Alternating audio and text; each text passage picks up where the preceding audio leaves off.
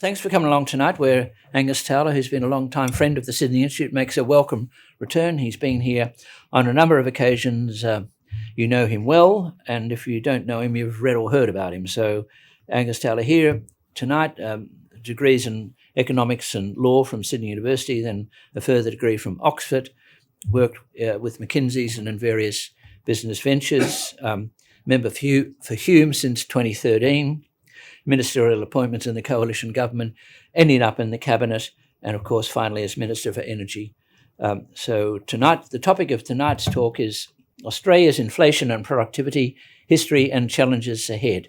Mr. Taylor, you're very welcome. Thank you.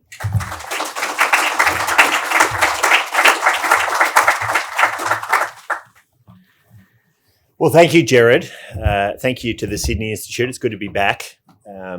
As you rightly said, I've been here a number of times before, and hopefully I'll be able to make a contribution here today. But of course, you've made a long contribution to this city and this country for a long period of time, and I thank you very much for that. It's an important contribution, and you've allowed for debate and discussion on crucial topics for a long time. So thank you, Gerard and Anne, for what you've done, and thank you to Zurich for having us here today. Jeff Summerhays and the team, it's great to be here in your premises. I'd also like to thank all of you for coming along tonight.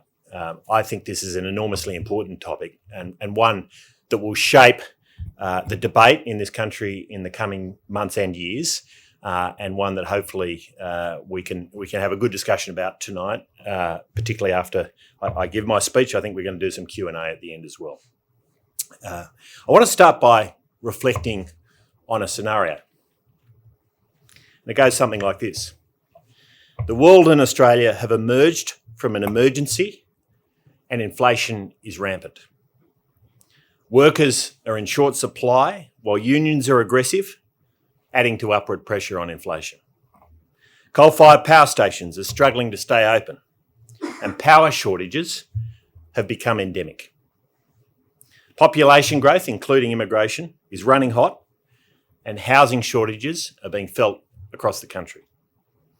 The government is making serious market interventions and threatening more, blaming business for many of these failings.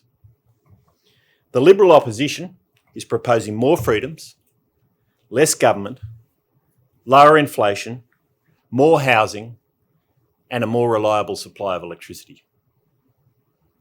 This scenario is not 2023. It's 1949. The recently formed Liberal Party is being led by Robert Menzies.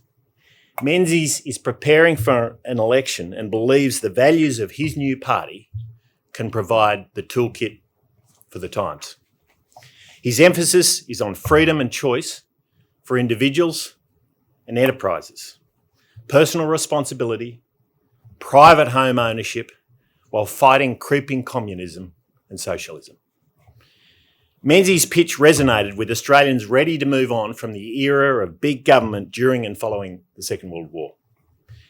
His win began 23 years of stable government, unprecedented growth, and widespread prosperity.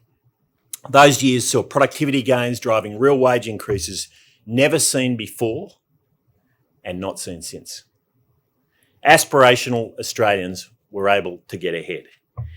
Now, history may not repeat, but so much of this story is still relevant today. Indeed, the more you examine Australian history, the more the political and economic impact of high inflation and big government becomes clear. There have been three major prolonged periods of climbing and stubborn inflation since World War II. The post-war reconstruction, when inflation rose from 2.5% in 1947 to 9.3% in 1950. 1972 to 1975, where inflation rose from 4.7% to almost 18%. And many will, including myself, I remember those days. Inflation then rose to a peak of 9.6%, almost 10% in December 1986, followed by another spike in late 1995. Each of these events, each one of them ultimately led to eras of smaller government, greater freedoms, with a strong focus on enterprise and productivity reform. For instance, in the 49 event, the post-war reconstruction, Menzies came into power promising to support the ambitious enterprise of the individual, This followed those repeated interventions from the Chifley government to entrench wartime economic powers, including a referendum to give pricing powers to the Commonwealth, culminating in the final rejection of the plan to nationalise the banks in the late 40s. 1975, Whitlam's massive expansion of the state, starting in 1972, leading to sharp increases of inflation, paving the way for Fraser to promise a retreat from Labor's excesses. 1996, Howard came into government after a fresh spike of inflation, and the long tail of the 1990s recession finally broke Australians' confidence in Labor. And 2013, while a significant inflationary surge didn't precede the 2013 election, Tony Abbott came to power following a massive growth in government during the global financial crisis, increases in unemployment, uncontrolled borders, rising energy prices, and big government interventions, including Labor's mining and carbon taxes. Now, in all of these cases, the issues were consistent. Australians, after a period of big government, wanted less government and better government, not more. Australia's or Labor's agendas had delivered over time some combination of rampant inflation and a sluggish economy. And the Liberals offered an agenda freeing Australia from these constraints. It's noticeable that voters only gave governments a small window to get back on track when economic troubles hit. Australians are fair-minded, and that's a good thing. But when government fails to address the real threats to Australia's economic security, voters will act. But throughout history, and throughout that history I've described just in the last few minutes, we've learned that inflation changes governments. The experience of Chifley, Whitlam, Keating and the Rudd-Gillard governments should be a warning shot to Labor governments that want to pursue their traditional agendas. But Liberals should remember that ultimately voters did not forgive Malcolm Fraser for the second oil shock and the subsequent increase in unemployment in the 1980s as well. So it cuts both ways. And this is why government needs to treat inflation as its first, second and third priority. Now, in that context, the period between 1996 and 2020 is increasingly looking like a long summer. Today, inflation is stubbornly persistent, with core inflation higher than almost every other advanced country in the world. The economy is shuddering to a halt, with negative growth per person last quarter. Labor productivity is in an unprecedented freefall. It grew by 11.4% in the 11 years, or the 9 years or so that we were in government, but almost half of that gain has been lost in a single year, in 1 year. And meanwhile, the government is proposing rapid population growth, 1.5 million immigrants in 5 years, without a plan for housing, services and infrastructure, and that 1.5 million is on top of the natural population growth. Westpac ACCI research shows that 42% of businesses are seeing their margins eroded despite increasing prices. NAB reports that 1 in 3 consumers report very high levels of consumer stress. And ANZ is reporting the longest slump in consumer confidence since the 1990s recession. This is despite an unemployment rate at 3.6% and company profits growing at substantial rates over the year. Now, whether it's on prices or output, families and businesses are united by one thing. They feel like they are working more for less.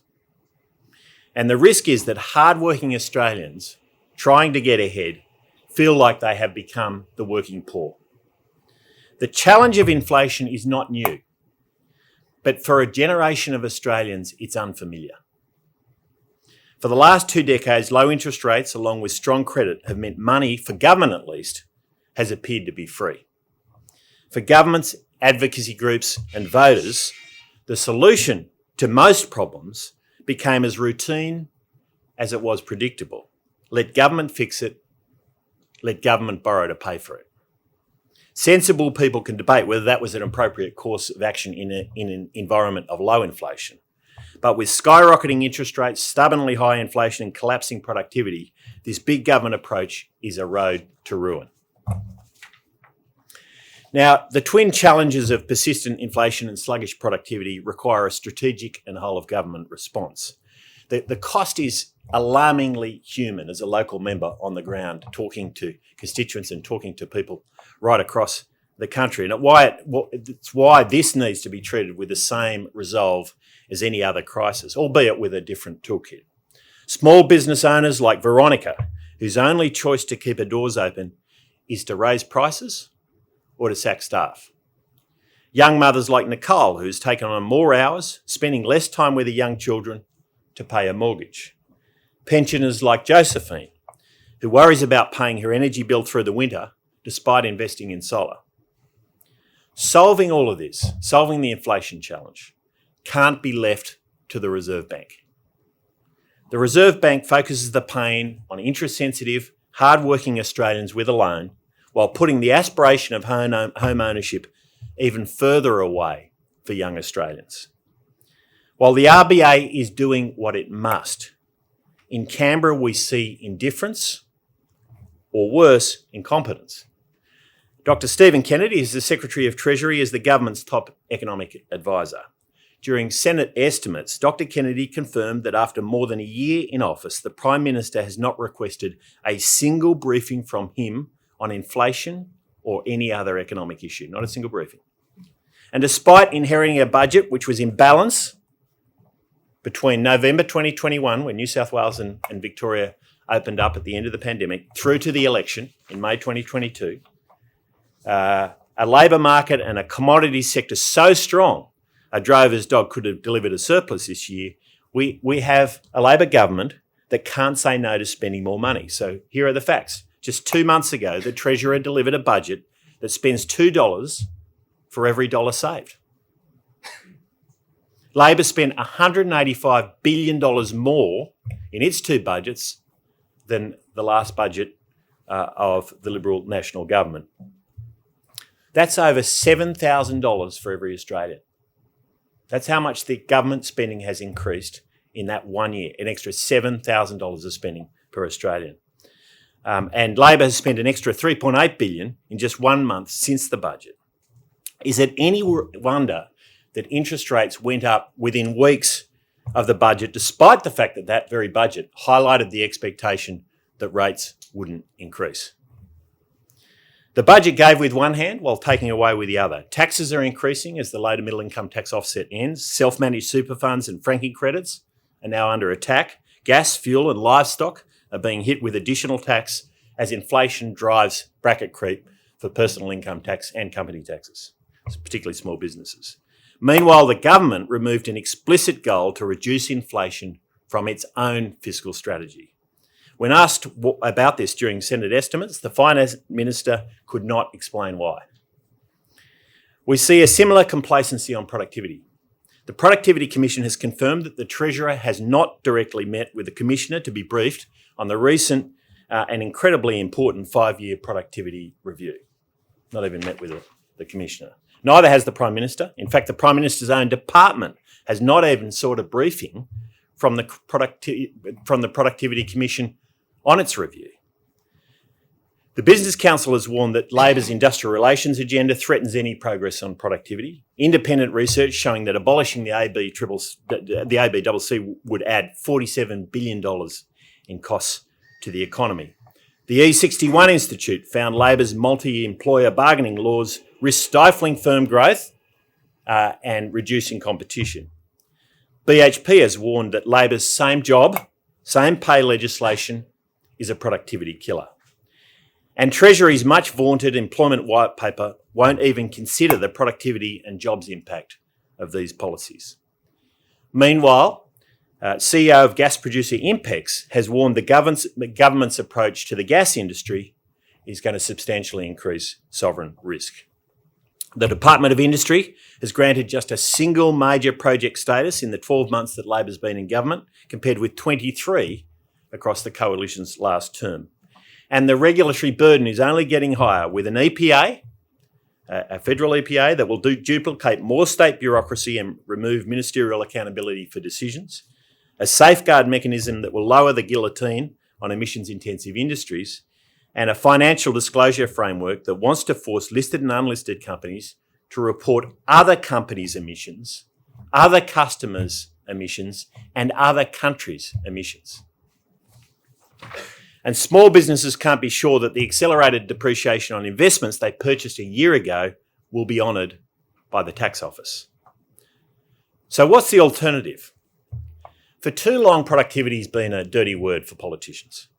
Real action on productivity is essential so the next generation can enjoy a quality of life better than ours.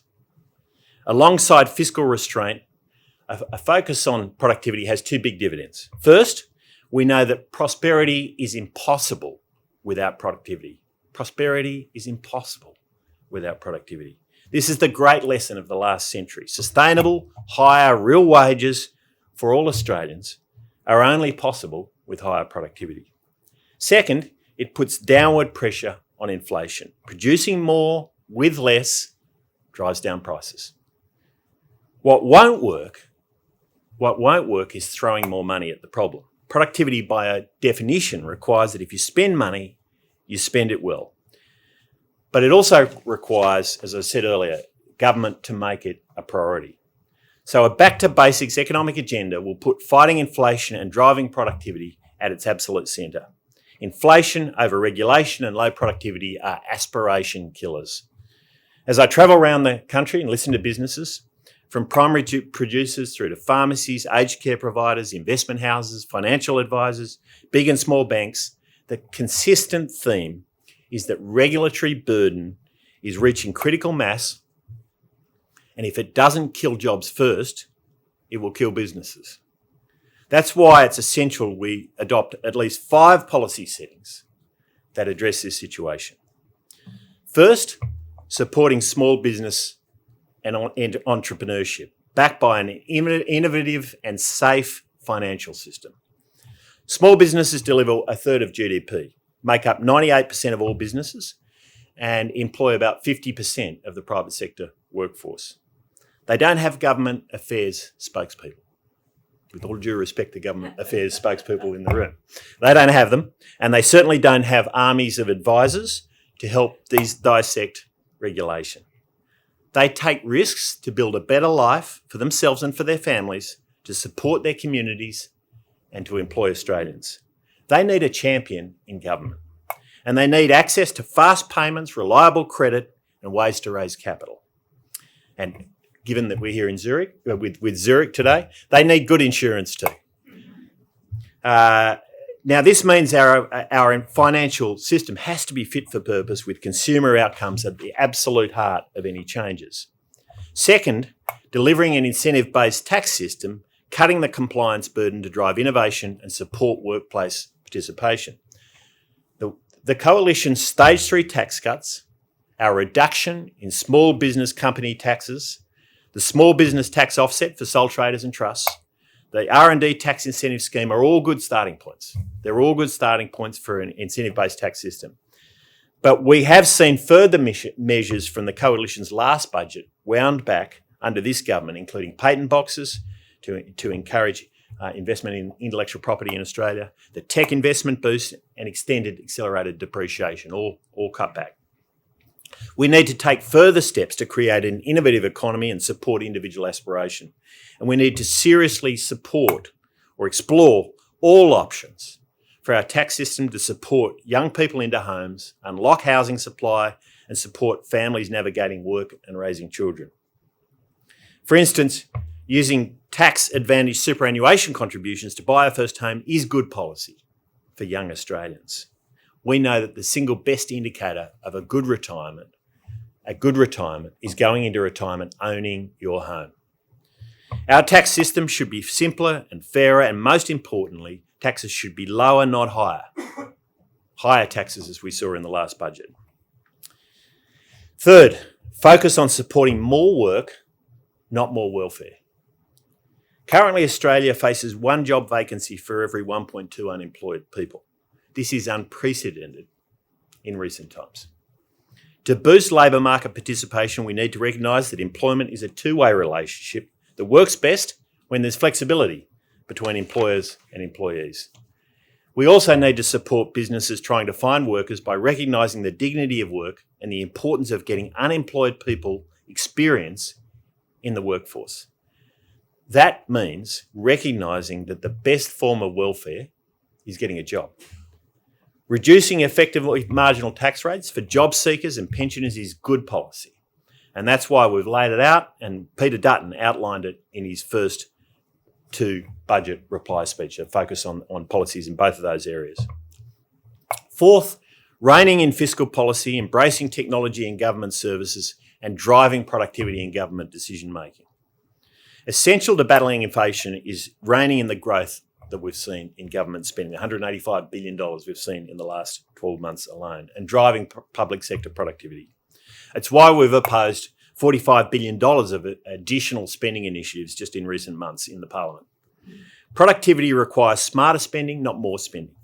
Whether it's regulatory approvals, grant processes, procurement, government processes and decisions need to be streamlined to support better outcomes. Much of the private sector has been absolutely relentless in driving these sorts of initiative over recent decades, improving customer experience and doing it in a more cost-effective way. Yet we haven't seen that happening in the public sector. In health, aged care and social services, better use of technology can deliver a generational opportunity to drive similar gains, both to the customer as well as to the taxpayer. Reforms and initiatives like the Consumer Data Right, Digital ID, privacy protections can put the customer at the absolute heart of government. All of this is absolutely essential to getting the budget on a sustainable footing without raising taxes and to delivering those essential services that Australians want and deserve. Fifth, getting the basics right where government does have a role to play: reliable energy, critical infrastructure, and an education system that puts outcomes first. Now, I would have thought this should all be self-evident. As coal plants retire, power prices continue to rise in the absence of replacement. Labor's broken promise on power prices was inevitable and is inevitable as long as it ignores realities.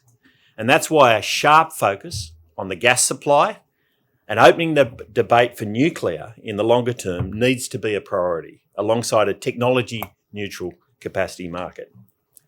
Infrastructure funding that materially increases new home builds is so desperately needed with sharp population increases that I talked about earlier, and home ownership slipping away from younger Australians. And despite years of increased funding, our education system is delivering poorer outcomes for our kids. And there's few things that I see upsetting older Australians more than seeing those outcomes in the education system, because our kids and grandkids pay a huge price for it. Experience over the last decade shows the volume of spending isn't what drives outcomes, but the quality of policy thinking does. All of this requires a government to treat productivity as a priority. Now, Australia emerged from the pandemic in a world-leading position, but it's clear we're now falling behind. A year of economic decline under Labor reflects a government prioritising its own aspirations over those of everyday Australians. Whether it's Labor's Canberra voice or its union-led IR agenda, these are the wrong priorities for our current challenges. Worse, they are divisive at a time when Australians are hurting most. Inflation economics is different from our experience in recent decades. It doesn't matter what your income is, everyone feels the pain and the gradual loss of hope. It's different in a way that Labor doesn't comprehend. It's different because you've got to go to the source of the problem, not just deal with the symptom. Our values, our Liberal and National Party values, provide the toolkit for the times through a focus on encouraging enterprise, not bigger government, fiscal discipline, taking pressure off prices and taxes, productivity reforms, freeing up households and businesses to make their lives easier, and backing hard-working, aspirational Australians to get ahead. Robert Menzies understood this in 1949. Malcolm Fraser understood it in 1975. John Howard understood it in 1996, and Tony Abbott understood it in 2013. Peter Dutton understands it now. This is in the Liberal Party's DNA. These values are the pathway back to a low inflation, high growth, aspirational economy. And under Peter Dutton's leadership, I'm confident it's the pathway back to government. Not because that's a goal unto itself, but because it's essential to supporting Australians to live the lives they want to lead. Thank you very much.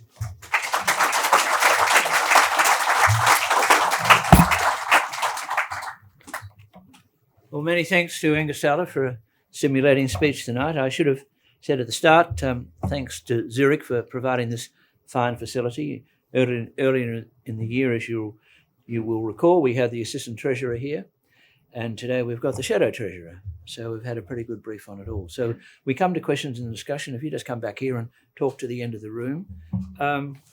You mentioned the various periods of inflation. You mentioned the 70s, the 50s, the 70s, into the 80s. I guess inflation was going down by around 1990. But in all those three instances, it wasn't accompanied by high energy prices, as I recall. That's what's unique on this time. So you've mentioned nuclear, but obviously nuclear is if it comes in some years away. You've mentioned briefly gas, but that's not an instant problem either. What can be done in the short term? I think the New South Wales government's talking about extending a coal-powered fire station. Are there any immediate solutions or even short-term solutions? Yeah. So I am very reluctant to pick you up on a piece of history, but I'm going to, which is actually the 1949 election. There had been significant failures of the electricity grid leading up to that eletion. And it was because coal-fired power stations were closing because of strikes. You got it, exactly. So this is why I said the parallels with what Menzies was seeing back in the late 40s are just remarkable when you look at them for different reasons, of course. But in terms of what can be done now, look, in the short term, get more supply on. I mean, the fact that Chris Bowen has shown such a reluctance to get the Kurri Kurri gas generator in New South Wales really moving fast, it should be coming on into this summer, is I think very significant because it tells you what his priorities are. Now, he said he's not going to bring it on until he's got hydrogen. Well, right now we just want electricity. It'd be nice to have some hydrogen going into it, but at the moment the priority is to get some electricity into the grid. And I think this summer's going to be tough.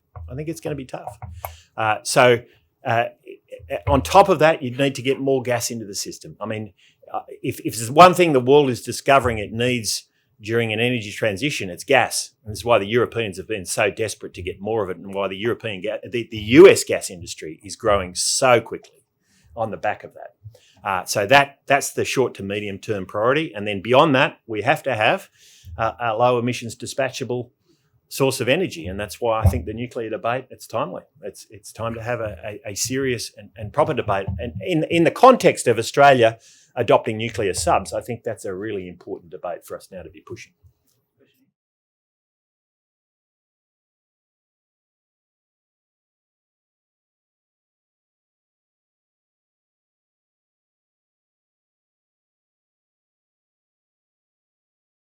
Well, I think all I've talked about tonight is our original values for a reason, because I agree with you. I think that is the way to get back to government, because I think whilst it would be fashionable to say that those values are no longer relevant, I think it's just completely wrong. And that was the whole point of what I'm saying tonight, is that I think those values are every bit as relevant today as they were in 1949 or 1975 or 1996 or 2013.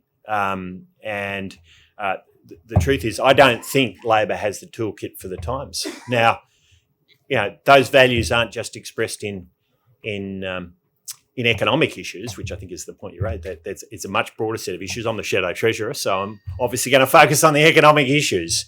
But I think you can see the government's priorities. I mean, Anthony Albanese appears to be much more interested in talking about the voice than he is in talking about the cost of living pressures bearing down on Australians. And I think this sense of priority is where Labor governments can go so wrong in a situation like this. And I think that's showing up in a very significant way right now.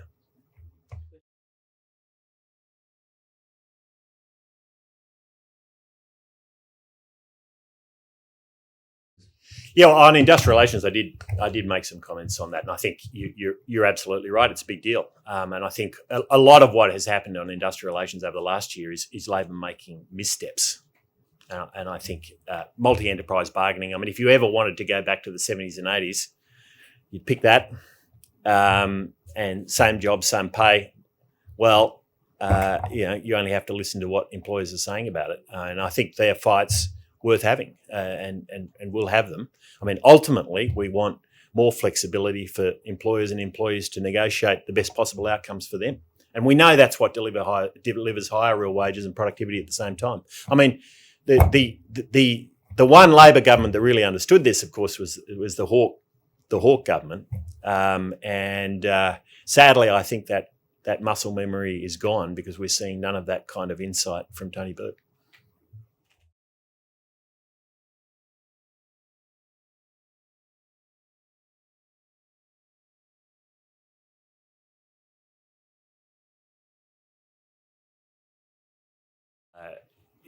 Your point about energy, I mean, again, I'll just emphasise that we've got to have pragmatic solutions that are going to work. You brought a point about the millennials. I mean, you can't speak in absolute generalities about any generation, frankly. But that being said, I think the thing that we have lost that is most damaging for our side of politics in recent years is home ownership. And Menzies did understand this. He acutely understood this. In fact, it was one of the key issues that he talked about during the 40s, and it's as relevant today as it was back then. Owning your slice of Australia is the best way, I think, to become a full an Australian who believes in so many of the values that we believe in. Asset ownership is absolutely essential to that, and there's nothing quite like owning a home. So I think this has got to be a priority for us, and that's why I highlighted it in what I said.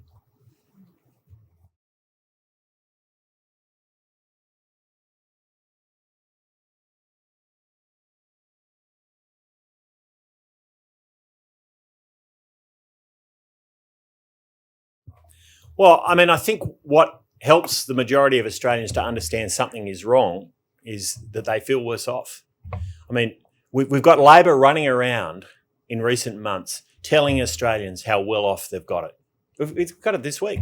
They're running around. The talking points for Labor this week is, all Australians should feel really good about how well off they are. Well, they don't feel that way. To the extent wages have gone up, prices have gone up more. And at some point, and I mean, we're seeing this, it's happening. Australians wake up and say, hang on, there's something wrong here. There's something not right here. And we're seeing it. We're seeing it on the ground. And this is why cost of living, it's inflation, it's a different set of words for it, is just so overwhelming as a political issue right now. Nothing comes close. Nothing is even remotely close. And that's because Australians are feeling worse off because they're paying more for everything and their pay packets aren't going as far. It's that simple. This is the political issue of our generation. And the reason why I feel so strongly about the historical inflation stories being relevant is I am old enough to remember that early 70s inflation and how it did change everything. By the time we got to 1975, it was overwhelming everything as a political issue. And of course, the insider issue became the dismissal, but actually the broader economic context for what happened there was rampant inflation. It really hurts Australians. It has a big, big impact. And I'm seeing that every day as I get out and about around the country.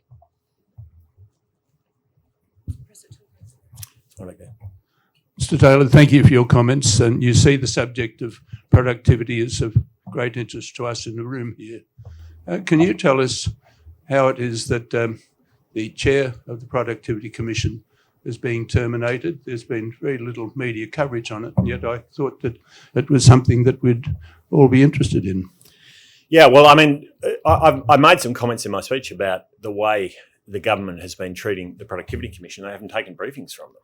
I mean, so once every 5 years, the Productivity Commission does a really significant report. They step back and they say, what's holding us back from delivering higher wages, higher incomes for all Australians? What's at the heart of what we've got to do to unlock that greater prosperity, to give Australians that opportunity to do better, which has been part of our country for so long.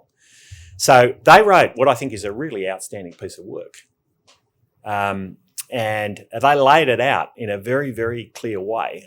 And I can assure you on the coalition side, we've read it, we've noticed it. But Labor has not, as I said, they haven't even taken the briefings. They haven't even taken the briefings. I mean, that shows you how interested they are in it. We know what Anthony Albanese is focusing his time on.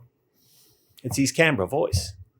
But these issues that are actually going to raise the aspirations, potential, the prosperity of all Australians, not even taking the briefings. So I can't answer the question as to why only they can answer that question, other than to say it's just not a priority for them.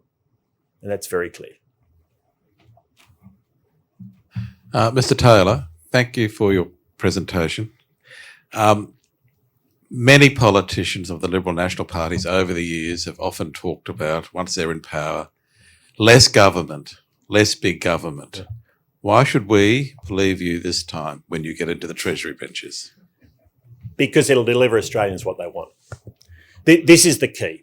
So we've gone through a period where we've had very low inflation and very low interest rates. And that's meant, right across the world, not just here, that the penalty for big government, for big spending programs, has not been what it would have been otherwise. But we're going back to situation normal, frankly, with higher inflation. I mean, actually well beyond normal with this level of inflation, but certainly with higher interest rates. They've been very low for a long time. And that's given us a whole lot of benefits. There's no question about that. But the truth of the matter is we're now in a situation where that is now the number one issue for Australians. Now, the thing that Australians are working out really fast is this is the one problem that for a whole generation is different, because if you throw money at it, you make it worse. If you throw money at it, this is such an important point. And so finally, the incentive for a politician is aligned with not throwing money at it. That's why Jim Chalmers likes to talk about restraint, because he knows it's the right thing to do. Meanwhile, he spends an extra $185 billion. He knows what the right thing to do is. He's just not doing it. So I do think things have changed. And this is why we saw exactly this pattern in each of those episodes I've described, where Australians, they work it out. They're smart. They always work it out. And they'll work out, and they are working out. We saw it in the last budget. I mean, the one thing I heard as I was getting out and about after the last budget, and we saw it in the media even the 24 hours following the budget, is Australians saying, hang on, Middle Australia doesn't seem to be getting much out of this. Where's Middle Australia? Well, the truth is when inflation is raging and interest rates are going up, there's no amount of handouts that are going to solve the problem. You've just got to get inflation and interest rates down. And that means you've got to contain spending. So that's the answer to your question. It's a very good question, by the way. And it's one I spent a lot of time reflecting on over recent times. Good question here. Good evening, Angus. Gabrielle Upton. Congratulations on your thought leadership. You lift the level of intellectual debate in Canberra, and you're one of a kind. So my question to you is, what kind of hocus pocus is the government engaging in to be able to say that in this term, or in this year, I think, they're foreshadowing a surplus? Yep. How do we get to that? Yeah. So thanks. Good to see you, Gabrielle, and it's good you could be here. So the truth of the matter is they inherited a surplus, as I said in my speech, from November 2021, when the New South Wales economy opened up, and Victoria as well.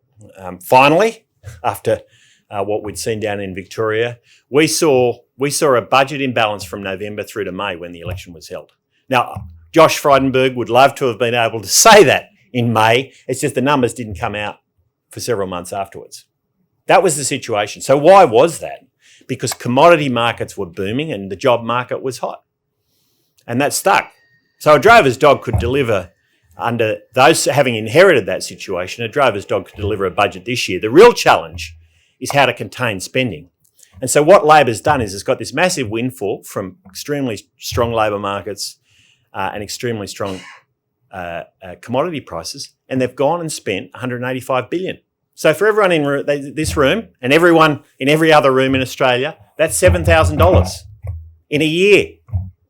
That's what they've spent extra over and above the last budget. And so this is the real issue, is you've got Labor spending all the money being brought through by the hard work that we did over many years to get resource projects up and running and moving and to make sure that we came out of the pandemic with a strong job market, which was the focus.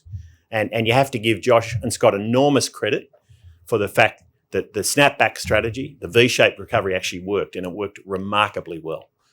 But the truth of the matter is what's needed now is a government that doesn't spend more, and that's not what we're seeing.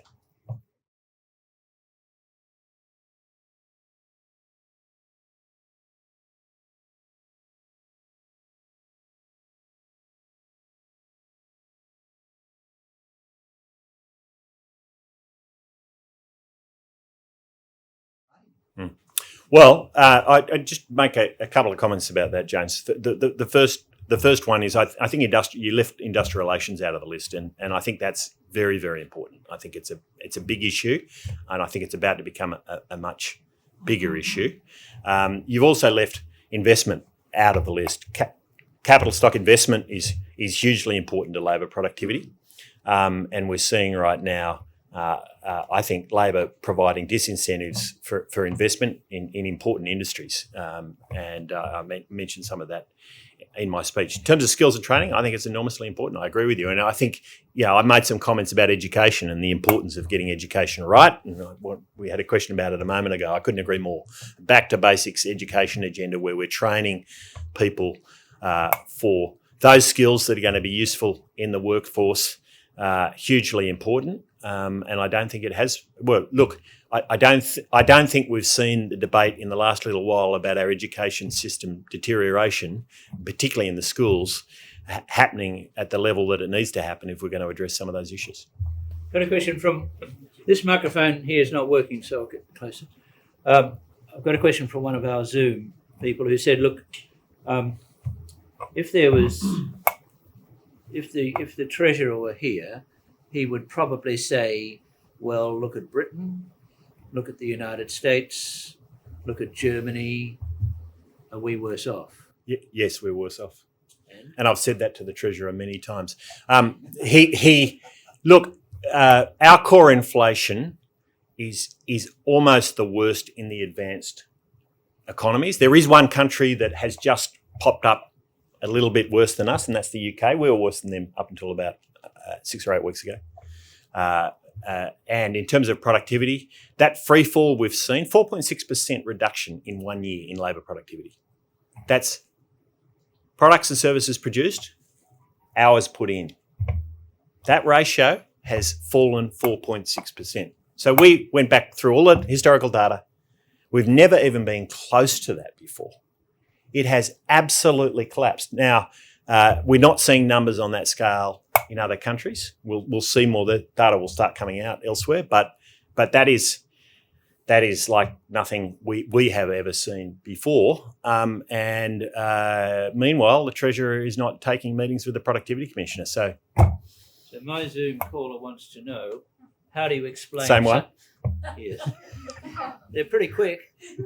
How do you explain, what are the reasons for so sudden a fall? I mean, how to explain it? We're talking about a year and a half. I could be cheeky and political and say, well, it did coincide exactly with the change in government. However, I wouldn't be so unkind, would I? But it did. It did.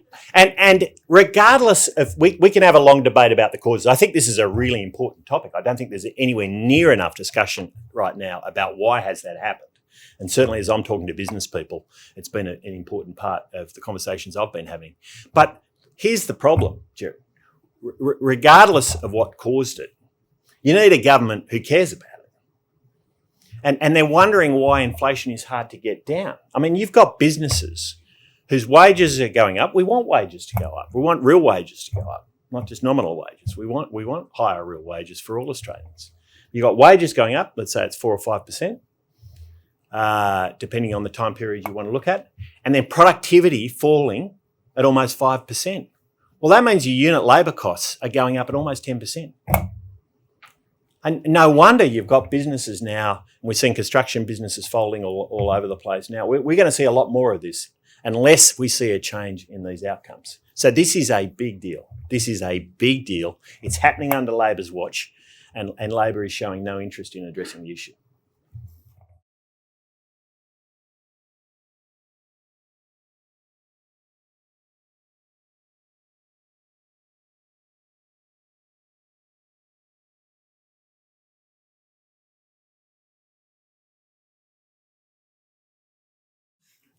Well, we want more home ownership. That's what we believe in. I mean, I'm a Liberal. I want Australians getting into a home. And that has to be an absolute priority. Now, it seems that other political parties have a greater priority to have people renting. Well, so be it. I want to see as many Australians as possible owning their home. One of the reasons, it's not the only reason, one of the reasons for that is we know when you go into retirement, owning your home, that is the best indicator of whether you're going to have a good retirement. Not the size of your superannuation account, that's not irrelevant, but it's whether you own a home. And it changes your approach, it changes your thinking towards this country, and in a good way, I think. So this absolutely has to be a priority. Now, we've talked about and we've announced policy. We announced policy in the lead up to the last election. It was probably, I'd have to say, the most popular policy we announced was very late in the piece, was allowing young Australians to access their superannuation to make an investment in a home. Well, if you can make an investment in equities, why can't you make an investment in a home? And we know the returns have been very good over a long period of time. But you've got to get to the supply side as well. As a former cities minister, I saw that. And I actually saw the New South Wales government doing some really wonderful work in that area. They inherited a Sydney that was growing at about 14,000 houses a year, and you saw it getting up to 30 to 40,000 a year. But that's got to continue. That's got to continue. And a lot of that is about getting the right infrastructure and services in place in parallel with or ahead of the housing growth. If you grow housing without investing in the infrastructure and the services, you pay a very high toll, and you should, because it's the wrong sequence. So, they're the policies that are crucial. We can work on both sides, the demand side and the supply side. I've talked about demand side policies. On the supply side, federal government is a big investor in infrastructure, and the massive infrastructure investment we've made in Western Sydney around the new airport, I think will pay a huge a benefit dividend to Australia over time for exactly this reason. Another Zoom one who wants to know, what are you doing mucking up with the Greens in the Senate over housing? I mean, you're not in government. Why not let it through? But you're in there with the Greens, and you could just pass it and say you don't agree with it. You're saying you don't agree with it. She's saying you don't agree with it, but pass it anyway. Well, if we don't agree with it, we're not going to pass it. With the Greens. Well, the Greens choose to vote on our side. That's up to them. We'll do what we think is right. But let me tell you that scheme, we want to see more houses, but that's a Ponzi scheme. Let me tell you about the HAF, as it's called, Housing Australia Future Fund. The HAF is the government borrowing loads of money and then punting it on the stock market, hoping they're going to get a good return, and then promising they're going to invest it if they do. That's the HAF. Oh, give me a break. It's a Ponzi scheme. Okay, so as a final question... Even the Greens realise that that's a bad idea. If you were here in a year's time and you're still Shadow Treasurer, what do you think you'd be saying? Well, I'll be saying a lot of the same things. I mean, I think that the good news for people who share my values, and I see there's many of those in the room, people who share those Liberal values, is that we have the toolkit for the time. We really do. Our job, all of us, everyone listening here today who shares those values, our job is to explain to people why they're the toolkit for the time. That an environment where you can't afford to pay your bills, where you can't find a way to own a home, where your business is being crushed by a loss of productivity and higher costs, that's the time when we need to get back to those core values. Enterprise, freedom, personal responsibility, choice, the absolute bedrock of what Liberals believe. And so whilst at times in recent years it's felt disheartening believing in those things, I've felt that as much as others.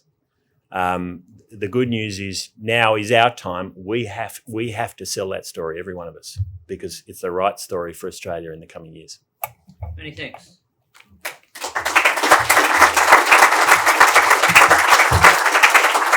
So once again, thanks to Zurich. It was great to have Stephen Jones here. It was great to have Angus Taylor here.